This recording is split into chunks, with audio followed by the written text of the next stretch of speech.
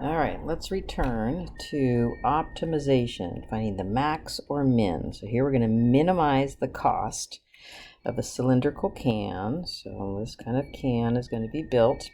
It does have a top, and it's going to be made to hold 1,000 cubic centimeters of oil. So that's volume. So volume is 1,000. And how do we find the volume of a can? Well, we find the area of the bottom, which is pi r squared, and we give it height. All right. So now we want to minimize the cost to make the can. So the cost to make the can is going to entail finding the surface area.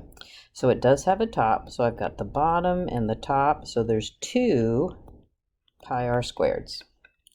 And then I've got all the lateral surface area. So I'm going to give it 2 pi r, which is circumference, give it height. So 2 pi r, give it circumference, and then give it height. That gives all the lateral surface area. All right, so we're back to the constraint equation that we're going to solve for one variable to substitute in. I see h is going to be nice to solve for. So 1,000 over pi r squared is h. So let's substitute it in. And I get 1,000 over pi r squared. Absolutely spend time canceling, simplifying. So the pi's cancel here, right? The pi's cancel. I have the 2 times 1,000, so that's 2,000. And then I have one of the r's canceling. So 1 r is left in the denominator. So now let's take the derivative and set it equal to 0 because I want to minimize the cost. So I get 4 pi r minus 2,000 over r squared. Set that equal to 0. 4 pi r equals 2,000 over r squared. Multiply by r squared, so I get r cubed. 2,000 over 4 pi. So then I have r is equal to the cube root. So 2,000 divided by 4 is 500. Right? Yes. So 500 over pi. And so then if I wanted to figure out h, I'd have 1,000 pi. So 500 over pi to the 2/3 power. All right. So now we're going to be making a poster. So we make a poster like this.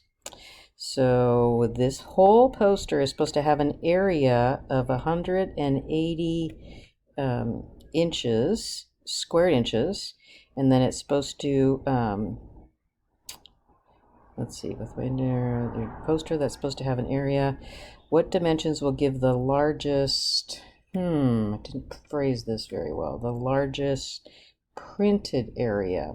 Let me add that in. I'll put that on your paper too. So I want the largest printed area. Okay, so a poster usually has writing on the inside. So I'm going to make this whole distance x and this whole distance y. So the x times the y is the 180. So this is my constraint equation.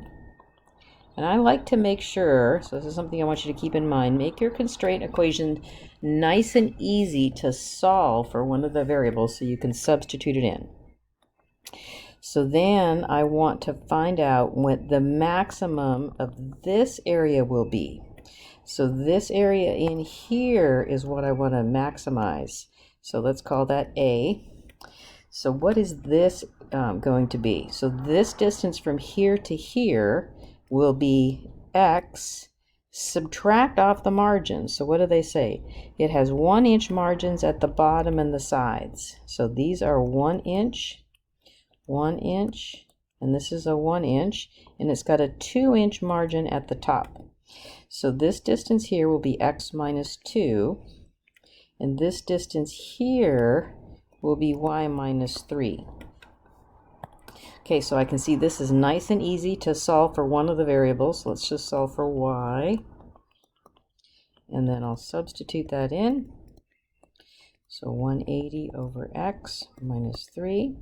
So we get to choose whether to do product rule or to multiply it out first, but we need to take the derivative and set it equal to 0. So I'm going to multiply it out first. So I'm just going to FOIL it out. So I get 180 minus 3x minus 360 over x plus 6. All right, so now I'm going to take the derivative. So the derivative will give me negative 3 plus 360 over x squared. Set that equal to 0. X squared is equal to 360 divided by 3. X squared is equal to 120.